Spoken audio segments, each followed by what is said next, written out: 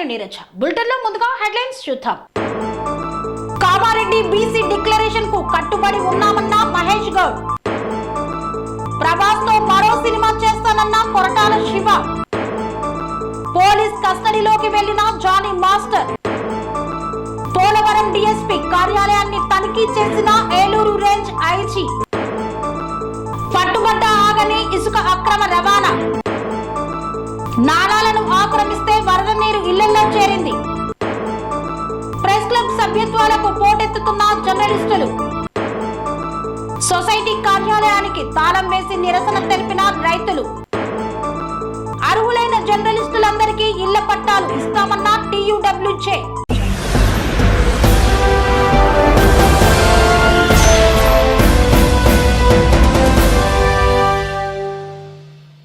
ఇళ్ల స్థలాల దరఖాస్తు స్వీకరణ ప్రక్రియకు శ్రీకారం చుట్టిన టీయూడబ్ల్యూజే అర్హులైన జర్నలిస్టులందరికీ ఇళ్ల స్థలాలు ఇస్తామని తెలిపారు.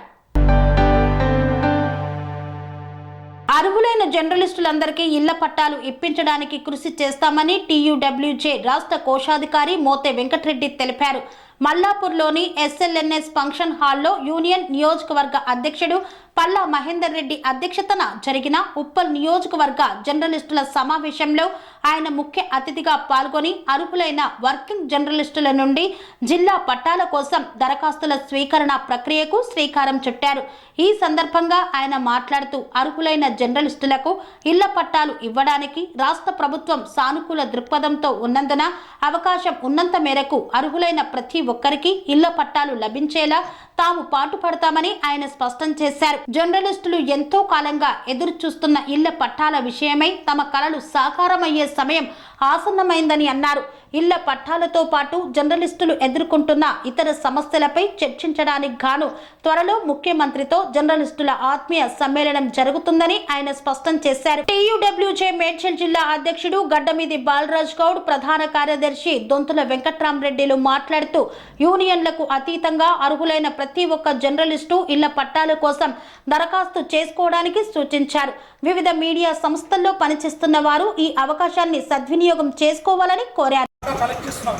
ఆ డాటాను మొత్తం తీసుకుపోయి ప్రెస్ అకాడమీకి ఇచ్చి దాని ద్వారా గౌరవ ముఖ్యమంత్రి గారిని త్వరలోనే ఒక ప్రతినిధి బృందము రాష్ట్ర నాయకత్వం నుంచి ఒక ప్రతినిధి బృందం ముఖ్యమంత్రి గారిని కలవాలని అనుకుంటున్నాము. అప్పుడు అయ్యా మాకు ఇంతమంది రాష్ట్రంలో ఉన్నారు, మీరు ఎట్లా చేస్తారో ఏందనేది వాళ్ళకు మనం ఒక ప్రతినిధి బృందం పోయి రిక్వెస్ట్ చేస్తే అక్కడ నుంచి ఎలాంటి సంకేతాలు వెలువడతాయి ఏందనేది కూడా త్వరలోనే తెలుస్తుంది. ఇందుకు వేదికగా మనము రాష్ట్రంలో ఉన్న దాదాపు 6-7 వేల మంది జర్నలిస్టులతోటి ముఖ్యమంత్రితో కలిసి ఒక ఆత్మీయ సమ్మేళనాన్ని పెట్టాలని చెప్పేసి ఒక ప్రయత్నం చేస్తున్నాము. అది కూడా ఈ దసరా తర్వాత ఆత్మీయ సమ్మేళనం ఉంటుంది. అంతలోపు ఈ సమాచార సేకరణ మొత్తం కంప్లీట్ చేసి గవర్నమెంట్కు మనకు ఇవ్వాలని చెప్పేసి ఆలోచన. అందుకే ఈరోజు అన్ని జిల్లాల్లో ఈ కార్యక్రమం చేపడుతున్నాము. ఇప్పటికే హైదరాబాద్లో ఆల్రెడీ సమాచార సేకరణ పూర్తి కావచ్చింది. ఇప్పుడు ఈ మేడ్చల్ జిల్లాలో కూడా ఇక 2-3 రోజుల్లో పూర్తవుతుంది. ఇలాగే అన్ని జిల్లాల్లో కూడా ఒక వారం 10 రోజుల్లో సమాచారం అయిపోతుంది. అయిపోయిన తర్వాత ముఖ్యమంత్రిని ఓ ప్రతినిధి బృందంపై కలవడానికి ప్రయత్నాలు జరుగుతున్నాయి. కాబట్టి దయచేసి ప్రతి ఒక్కరికి అర్హులైన జర్నలిస్టు ప్రతి ఒక్కరికి కూడా ఇళ్ల స్థలాలు, హెల్త్ కార్డులు వస్తాయని చెప్పేసి ఆశ అందరికీ ఉంది. కంపల్సరీ వస్తాయని చెప్పేసి సంపూర్ణ ఉచితంతో ఉందాము. కాబట్టి ఇందులో ఎలాంటి అపోహ తావలేదు. దయచేసి ఇంకోటి, మేము ఈ యూనియన్ ఏ యూనియన్ అయినా యూనియన్లతో ఇది సంబంధం లేదు. దయచేసి అర్హత ఉన్న ప్రతి జర్నలిస్టు అప్లికేషన్ ఇవ్వచ్చు. వీళ్ళకు అతీతంగా జరుగుతున్నాం కాబట్టి ప్రెస్ అకాడమీకి సబ్మిట్ చేస్తున్నాం కాబట్టి దయచేసి ఇది గుర్తుంచుకోండి. తప్పకుండా అందరికీ మన కళ షార్ట్ ఫిల్గా నెరవేరని చెప్పి ఆకర్షిస్తూ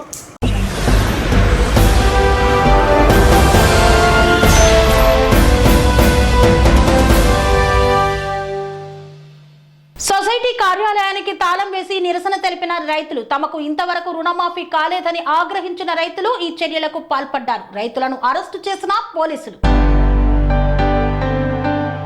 సూర్యాపేట జిల్లా చిలుకూరు మండలం రైతులకు రుణమాఫీ మంజూరు కాకపోవడంతో ప్రాథమిక వ్యవసాయ సహకార సంఘం కార్యాలయానికి తాళం వేసి నిరసన తెలిపిన సంఘటన చిలుకూరు మండల కేంద్రంలో చోటు చేసుకుంది.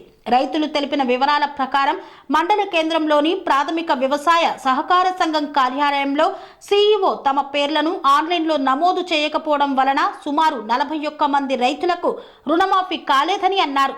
2 నెలలుగా రుణమాఫీ కావడం లేదని, కార్యాలయం చుట్టూ తిరుగుతూ ఉన్నా కనీసం పట్టించుకోవడం లేదని, ఏం చేసుకుంటారో చేసుకో అంటున్నారని అన్నారు. తెలంగాణ రాష్ట్ర ప్రభుత్వం 2 లక్షల రుణమాఫీ చేస్తుందని, తాము 15,000, 50,000 రూపాయల రుణమాఫీ ఎందుకు కాదని ప్రశ్నించారు. సీఈఓ సిబ్బంది నిర్లక్ష్యం వలన తమకు రుణమాఫీ కాలేదని ఆవేదన వ్యక్తం చేశారు. సంబంధిత సీఈఓను వెంటనే సస్పెండ్ చేయాలని డిమాండ్ చేశారు. రైతులను స్టేషన్ కు తరలించిన పోలీసులు చిలుకూరు మండల కేంద్రంలోని ప్రాథమిక వ్యవసాయ సహకార సంఘం కార్యాలయానికి తాళం వేసి నిరసన వ్యక్తం చేస్తున్న ఘటన స్థలానికి కోదాడ రూరల్ సీఐ రజితారెడ్డి చేరుకున్నారు. ఆందోళన విరమింపచేసే ప్రయత్నం చేశారు. అనంతరం 11 మంది రైతులను ఆటోలో పోలీస్ స్టేషన్ కు తరలించారు.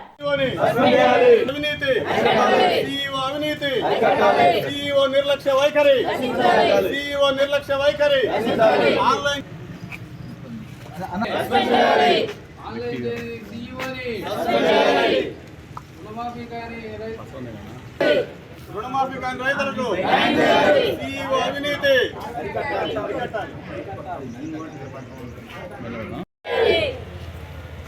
సీఈఓని వెంటనే డీసీఓ వెంటనే ఇక్కడికి రావాలి.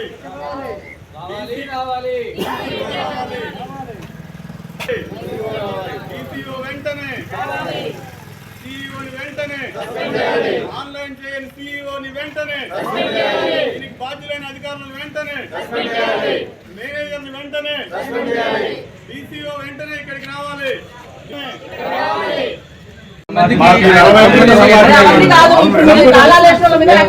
సీఈఓ గారు 41 మంది రైతులకి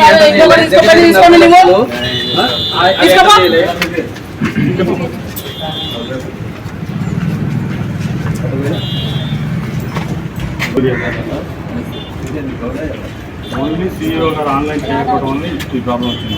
అవును, దానిపైన వాళ్ళు యాక్షన్ తీసుకుంటారు కదా. మీరు ఎవరు ఇక్కడ తాళం వేయడానికి? సమాధానం ఏం చేసుకుంటో చేసుకోరి, మేము చేయను లేదంటే మేడం రైతులు ఎట్లా ఉంటారు మేడం? ఇవన్నీ కుదరవమ్మా. మీరు వినండి, తాళం వేస్తే కుదరదు. దానికి సంబంధించి ఉంటుంది, రిప్రజెంటేషన్స్ ఉంటాయి. అంతేగాని నువ్వు తాళం వేస్తే నీకు నష్టం జరుగుతుంది, వాళ్ళకేమైతే బాగానే ఉంటారు. కలెక్టర్ గారి దగ్గర కూడా వెళ్ళాం మేడం. వెళ్ళండి, అంతేగాని మీరు తాళాలు వేస్తే కుదరదు. కలెక్టర్ గారి దగ్గర మీరందరూ కష్టం తీసుకోవాలి బాబు. పోలీస్ జీతానికి ఇవన్నీ ఆంచుకుంటుండ్రు. కేసు అయితే కానీ అందరం మీద 40 మంది చేయండి సార్. మరి సార్ మరి మాది మీ రైతులు అన్యాయం కావాలి సార్. మరి ఆయన వాళ్ళ పోయి కూర్చొని తింటాడు, మేమే రోడ్లు మొన్న పంపించినట్టు లిస్ట్ మొన్న ఎక్కడ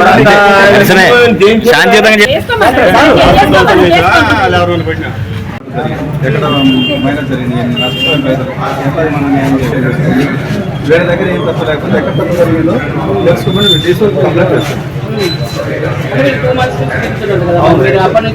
అంటే మా దగ్గరికి మొన్న కలెక్టర్ దగ్గర మొన్న గ్రీవెన్స్ లో కలెక్టర్ అంటే ఇక్కడ వచ్చి చేసి మనకి మొన్న సోమవారం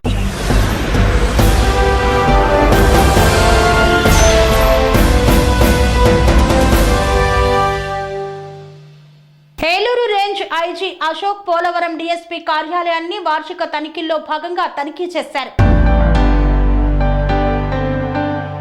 Eluru range IG GVG Ashok Kumar IPS Polavaram DSP కార్యాలయాన్ని వార్షిక తనిఖీలలో భాగంగా తనిఖీలను నిర్వహించారు. ముందుగా ఏలూరు రేంజ్ ఐజీకి సిబ్బంది గౌరవ వందనం సమర్పించి పుష్పగుచ్చాన్ని అందజేసి స్వాగతం పలికారు. సబ్ డివిజన్ పోలీస్ ఆఫీస్ యొక్క ప్రాంగణాన్ని పరిశీలించి ఆఫీస్ చుట్టుపక్కల పరిశుభ్రంగా ఉంచుకోవాలని తెలియజేశారు. సబ్ డివిజనల్ రేఖా చిత్రం ద్వారా సబ్ డివిజనల్ ప్రాంతాన్ని, అటవీ ప్రాంతాన్ని, గోదావరి నది పరివాహక ప్రాంతాన్ని అధికారులను అడిగి తెలుసుకున్నారు.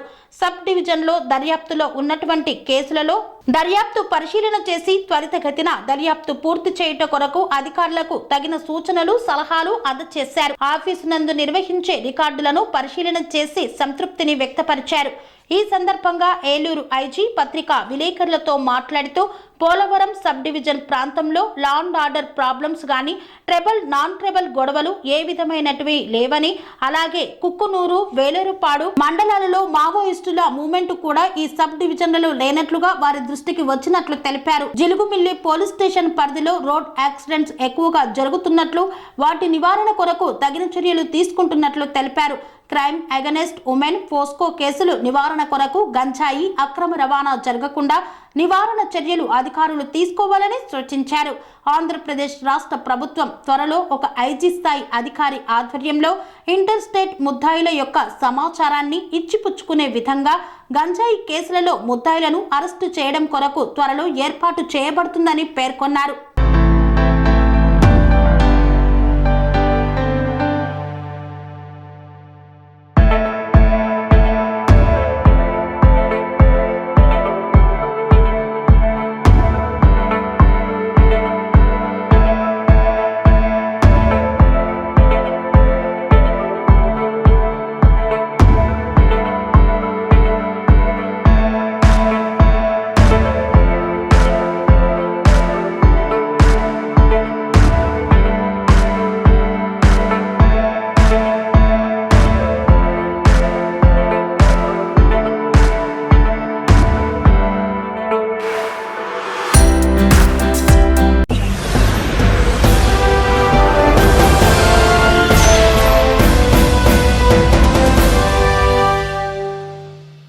కొరియోగ్రాఫర్ జానీ మాస్టర్ ను పోలీసులు అరెస్టు చేశారు. ఈ నేపథ్యంలో విచారణ నిమిత్తం తమకు అందజేయాలని కోరారు రంగారెడ్డి పోలీసులు.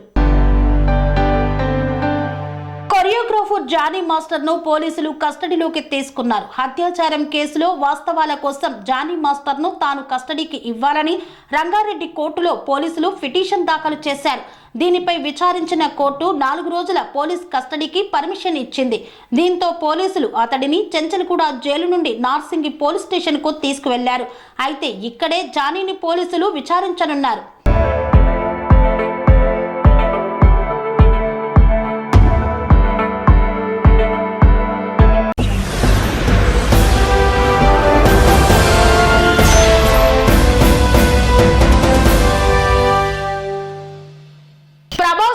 సినిమా చేసే ఆలోచన ఉన్నట్టు డైరెక్టర్ కొరటాల శివ వెల్లడించారు.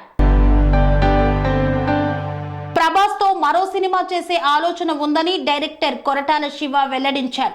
దేవరా ప్రమోషన్స్ లో భాగంగా ఓ ఇంటర్వ్యూలో మాట్లాడుతూ ఆచార్య తర్వాత ప్రభాస్, నేను ఒక రోజు కలిశాం. 2 గంటల పాటు ఎలాంటి మూవీ చేయాలనే దానిపై డిస్కస్ చేశామన్నారు. బాహుబలి టైంలోనే రాధేశ్యామ్ సాహో కమిట్ అయ్యారు. మేమిద్దరం కలిసి మూవీ చేయడానికి ఎక్కడా గ్యాప్ దొరకలేదు అని తెలిపారు. గతంలో వీరిద్దరి కాంబోలో వచ్చిన మిర్చి సూపర్ హిట్ గా నిలిచిన సంగతి తెలిసిందే. ఇప్పుడు మొన్న ఒకసారి ఆచార్య తర్వాతే ఒకసారి కలిసాను ప్రభాస్ని. కలిసినప్పుడు నైట్ 2 hours మాడుకొని ఎలాంటి సినిమా చేద్దాం, అసలు బ్లాంక్ ఊరికి ఇద్దరు కూర్చుని టైం సినిమా చేయాలన్నప్పుడు we exchange a few ideas ఇద్దరం. ఎలా ఉంటే బాగుంటుంది, ఇలా ఉంటే బాగుంటుంది, ఇలా ఉంటే బాగుంటుంది అని. So let's see sir, definitely ఆయనకున్న కమిట్మెంట్స్, ఆయనకి అవన్నీ ముందు ఉన్న కమిట్మెంట్సే. అవును, బాహుబలి అప్పుడే సో రాధేశ్యాము సాహో అన్నీ కమిట్ అయిపోయింది. అవి ఇంకో 3-4 years పెట్టినాయి. సో ఎక్కడ గ్యాప్ కూడా లేదు అసలు. అవును.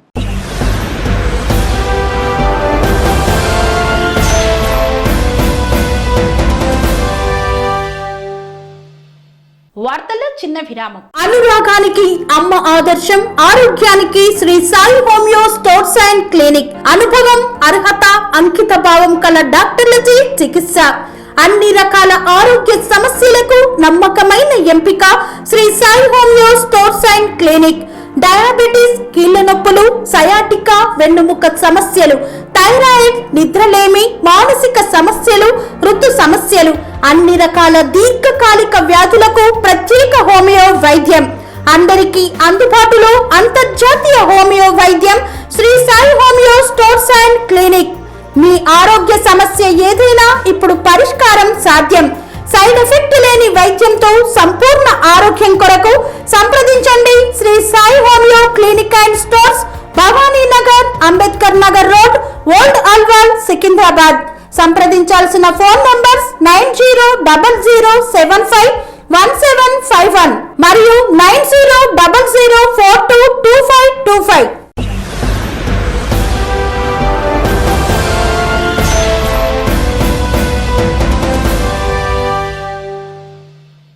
తిరిగి వార్తలకు స్వాగతం. సమగ్ర కులగణన బీసీ రిజర్వేషన్లను పెంచాలని కోరుతూ విస్తృత స్థాయి సమావేశాన్ని నిర్వహించారు. హైదరాబాద్ లోని టూరిజం ప్లాజాలో జరిగిన సమగ్ర కుల గణన బీసీ రిజర్వేషన్లు పెంచాలని విస్తృత స్థాయి సమావేశాన్ని నిర్వహించారు. కామారెడ్డి బీసీ డిక్లరేషన్ కు కట్టుబడి ఉన్నామని మహేష్ గౌడ్ తెలిపారు. బీసీలకు 42% రిజర్వేషన్ ఇచ్చి ఎన్నికలకు పోతామని టీపీసీసీ మహేష్ కుమార్ గౌడ్ తెలిపారు. వీరితో పాటు బీసీ సంక్షేమ సంఘం తెలంగాణ రాష్ట్ర అధ్యక్షులు జాజుల శ్రీనివాస్, ప్రకాష్ తో పాటు పలువురు బీసీ నాయకులు పాల్గొన్నారు. కాంగ్రెస్ పార్టీ తరఫున మనం 42% రిజర్వేషన్ ఇస్తాము అని చాలా సమాలోచన చేశాను. నేను ముఖ్యమంత్రి గారికి ఒక మాట చెప్పాను. నేను ప్రవేశపెట్టాను కామారెడ్డిలో ఈ బీసీ డిక్లరేషన్. నేను వేరే ఎమ్మెల్సీగా ఉన్నాను, వర్కింగ్ ప్రెసిడెంట్గా ఉన్నాను. అప్పుడు నేను ఇంకా పీసీ అధ్యక్షుడు అవ్వలేదు. ఇలా జరిగి ఇప్పుడు కులగణన చేయకుండా ఎన్నికలకు పోతే బీసీ నాయకుడిగా నేను ఇబ్బందులు ఎదుర్కోవాల్సి వస్తుంది అనే మాట చెప్పినప్పుడు ఇబ్బందులైనా ఫండ్స్ రావని తెలిసినా ఓకే, మనం ఇచ్చిన మాట ప్రకారం కులగణన తర్వాత ఎన్నికలకు పోదాము అనే మాట రేవంత్ రెడ్డి చెప్పడం జరిగింది. దాంట్లో భాగంగానే ఇవాళ విధి విధానాలు కంప్లీట్ చేసుకొని ఎన్నికలకు పోతాం. దాంట్లో సంశయం అవసరం లేదు. ఒకరోజు వెనక ముందు కానీ ఇది అయి తీరుతున్న ఆశాభావం నాలో ఉంది. పోతే ఇవాళ కులగాళ్ళకు మన ముందడగానే బీఆర్ఎస్ నాయకులు ఇళ్ళ తిరుగుతూ ఉన్నారు. నేను ఎక్కడ పేపర్లు చూశాను.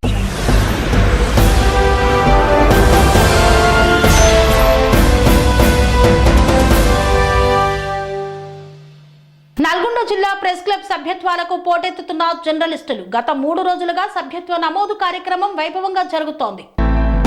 నల్గొండ ప్రెస్ క్లబ్ సభ్యత్వాలకు జిల్లా కేంద్రంలో పనిచేస్తున్న సీనియర్ జర్నలిస్టులతో పాటు చిన్న పత్రికల ఎడిటర్లు పెద్ద ఎత్తున ఉత్సాహం కనబరుస్తున్నారు. సభ్యత్వాల సేకరణ 3వ రోజు పెద్ద ఎత్తున సీనియర్ జర్నలిస్టులు, చిన్న పత్రికల ఎడిటర్లు సభ్యత్వాలను స్వీకరించారు. నల్గొండ ప్రెస్ క్లబ్ అధ్యక్ష ప్రధాన కార్యదర్శులు పులిమామిడి మహేందర్ రెడ్డి, గాదె రమేష్లు జర్నలిస్టులకు సభ్యత్వాలను అందజేసి మాట్లాడారు. చిన్న పత్రిక ఎడిటర్లు 30 మంది ప్రెస్ క్లబ్ సభ్యత్వం తీసుకోవడం శుభ పరిణామమన్నారు. చిన్న పత్రిక ఎడిటర్లు ప్రెస్ క్లబ్ లో చేరడం ప్రెస్ క్లబ్ కు ఎంతో బలం చేకూర్చినట్లుగా భావిస్తున్నామన్నారు. యూనియన్లకు ఖచ్చితంగా ప్రెస్ క్లబ్ పనిచేస్తుందని అందరూ కలిసి రావాలని కోరారు. ప్రెస్ క్లబ్ సభ్యత్వాలు ప్రారంభించుకున్నామని, బుధవారం నాటికి 3వ రోజు కొనసాగుతుందని, నేటికి 130 మంది వరకు సభ్యత్వం తీసుకున్నారని తెలిపారు.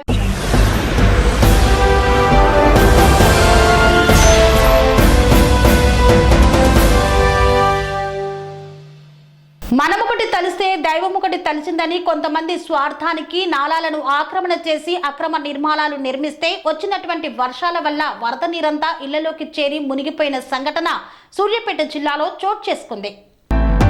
సూర్యాపేట జిల్లాలో భారీ వర్షం కురిసింది. 21.8 మిల్లీమీటర్ల వర్షపాతం నమోదైంది. వర్షం కారణంగా లోతట్టు ప్రాంతాలు పూర్తిగా జలమయమయ్యాయి. ఈ క్రమంలో సూర్యాపేట మండల పరిధిలోని టేకుమట్ల గ్రామంలో కురిసిన వర్షానికి ఇంట్లోకి వర్షం నీరు వచ్చి చేరాయి.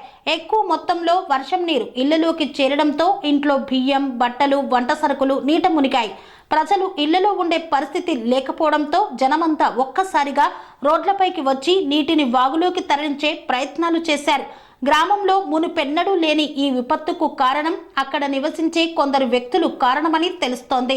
నాలాలను పూర్తిగా ఆక్రమించి నిర్మాణాలను చేపట్టడం, వరద నీరు వెళ్లడానికి ఏర్పాటు చేసిన కాల్వలను ఇంట్లోకి వెళ్లడానికి మార్గాలుగా చేసుకోవడానికే ఈ వరదలకు కారణమవుతుందని స్పష్టమవుతోంది. విషయం తెలుసుకున్న సూర్యాపేట ఎంఆర్ఓ శ్యామ్ సుందర్ రెడ్డి హుటాహుటిన సంఘటనా స్థలానికి చేరుకొని 9 గంటల వరకు సహాయక చర్యలను పరిశీలించారు. ఇదే విషయమై ఎంఆర్ఓ మాట్లాడుతూ ఆక్రమణలకు పాల్పడిన వ్యక్తులకు వెంటనే నోటీసులు జారీ చేసి కాలువలపై అక్రమ కట్టడాలను తొలగించాలని గ్రామ కార్యదర్శిని ఆదేశించారు. ఈ క్రమంలో village special officer Lakshmi, RI Gopi, R&B EE Seetharamaiah, కార్యదర్శి నరసింహారావు తదితరులు పాల్గొన్నారు.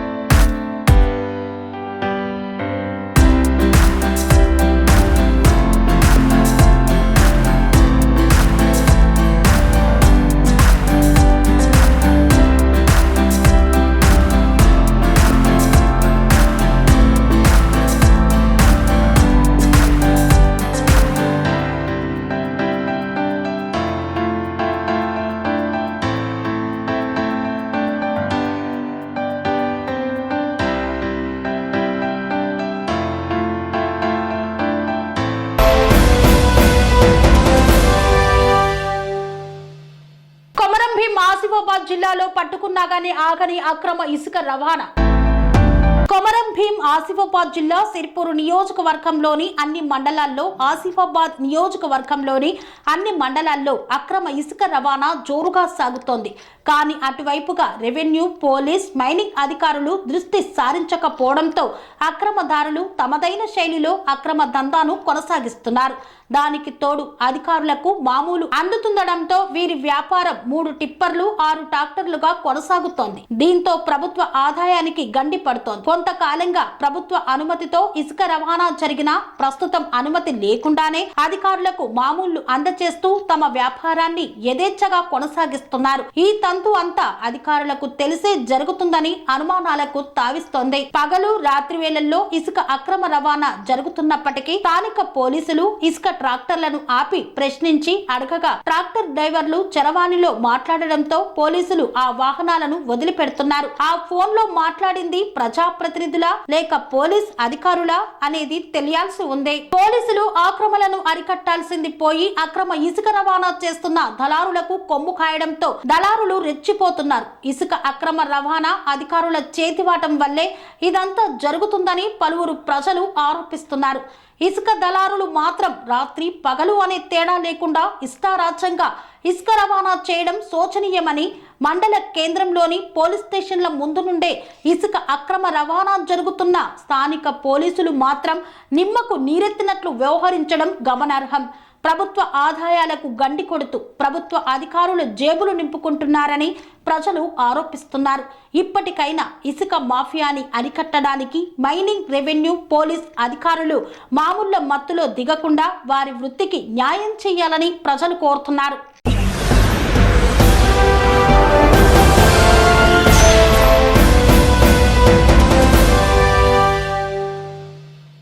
ఇంతటితో వార్తలు సమాప్తం. మరిన్ని అప్డేట్స్ కోసం చూస్తూనే ఉండండి ట్యానీ టీవీ.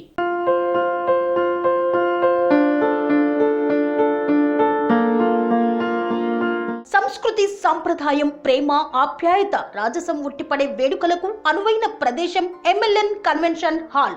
కని విని ఎరుగని రీతిలో జరిగే మీ ఇంటి కళ్యాణ వైభోగానికి అందమైన కళ్యాణ వేదిక MLN కన్వెన్షన్ హాల్.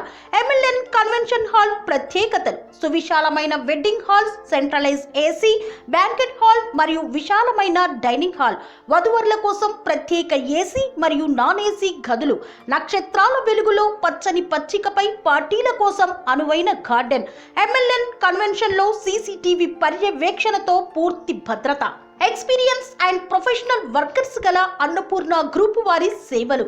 2000 వాహనాలు పార్కు చేసేందుకు సువిశాల పార్కింగ్ సౌకర్యం.